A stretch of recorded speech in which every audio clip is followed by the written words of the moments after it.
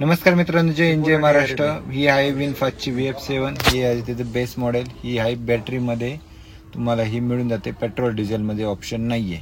तर समोरून पाहता त्याच्यामध्ये पूर्ण काही चेंजेस नाही. ही DRL लाईट V शेपमध्ये आणि एडॅसचं दिसते, पण ते एडॅस नाहीये. एडॅसचा बॉक्स आहे, कंपनीने काही चेंजेस केलेले नाहीये. आणि साईडनी मॅट पाहता ग्लॉसी आणि एकदम अशी कुपे डिझाईन मध्ये गाडी बनवलेली आहे. बेस मॉडेल पासून तुम्हाला 360 कॅमेरा साईडला पाहू शकता तुम्ही. 360 कॅमेरा आणि हँडल, डोर हँडल पण पुश असं एकदम वेगळ्या पद्धतीने खोलायला लागतं. त्यामुळे नवीन माणसाला खूपच अवघड आहे, पण दाराला हेवी क्वालिटी आहे. पण विनफास्टच्या बेस मॉडेलला तुम्हाला 4 पॉवर विंडो लॉक आणि विंडो लॉक आणि एवढेच मिळेल. पण विनफास्ट 7 बेस मॉडेल घ्या, नाही तर टॉप मॉडेल घ्या, तुम्हाला इन्स्ट्रुमेंट क्लस्टर म्हणजे जे स्टेअरिंगच्या समोर आहे ते काहीच मिळणार नाही. ते तुम्हाला फक्त एक ऑपरेटिंगमध्ये मिळणार. AC या साईडला पॅडल पण असा स्पोर्टी मिळणार रेसचा, की कारला एकदम बेस्टमध्ये. इथं काही नाही आहे, वायरलेस चार्जर नाही आहे. CPN USB मध्ये करू शकता. थोडं क्रॉसमध्ये आर्मरेस्टमध्ये कोलेट पण नाही आहे, कूलिंग वगैरे नाहीयेच. ओके, एका बटनमध्ये तुम्ही ऑपरेट करू शकता. पण फ्रेमलेस ORVM आणि लाईटचा असं ऑप्शन आहे. तुम्ही पाहू शकता. AC वेंट पण 2 टाईपमध्ये, थोड्या वेगळ्या पद्धतीने गाडी युनिक बनवलेली. पण लोकांना सवय लागली जरा विनफास्टला कव्हरेज करायला थोडा वेळ लागणार आहे.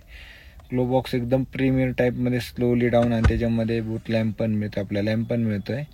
आणि 1 2 3 हे बघा, फ्रेम एकदम परफेक्ट आहे.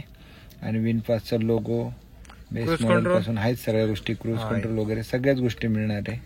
फक्त गाडी आलो, चावी ठेवली, पुश स्टार्ट बटन नाही मिळणार. आणि ऑन लगेच ब्रेकवर पॅड ठेवून D दाबलं की गाडी ऑन. ओके, आणि बॅक रेस्ट तुम्ही बॅक साईडला पाहू शकता. गाडीला अशी स्पेसेस आहे, फॅमिलीसाठी परफेक्ट गाडी आहे. पण 20 ते 22 लाख रुपये देण्यानंतर खूप ऑप्शन मिळतात. सध्या EVचा जमाना आहे, त्यामुळे चाललंय. तर रेअरला पण AC आणि चार्जिंग पॉइंट हे मिळून जाते. 65चेच मिळतात आजकाल सगळ्यांना. AC कंट्रोलिंग पण जरा 2 दिलेत, म्हणजे नॉर्मली फक्त एकच ऍडजस्टमेंट येते.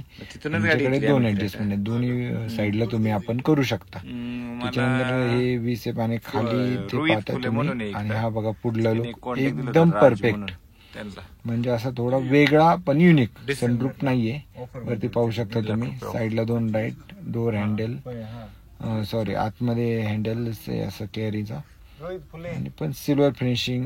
पण आतलं लेदरिंग स्मेल करतं. जर कोणाकोणाला माहिती आहे विनफास्टचे लेदरिंग आतमध्ये एवढं स्मेल करतं की खरंच ज्याची गाडी उन्हात उभी राहील ना त्यालाच कळलं ही गाडीची काय क्वालिटी आहे. नुसता वास बस, बाकी काहीच नाही मिळणार. रिक्लायनिंग चांगली आहे, एकदम परफेक्ट. कप होल्डर नाहीये. ओके, तीन बसू शकता एकदम रिलॅक्स मध्ये. पण जागा एकदम परफेक्ट गाडीला बनवल्यात. आता विनफास्ट काय करू शकता मध्ये बघू.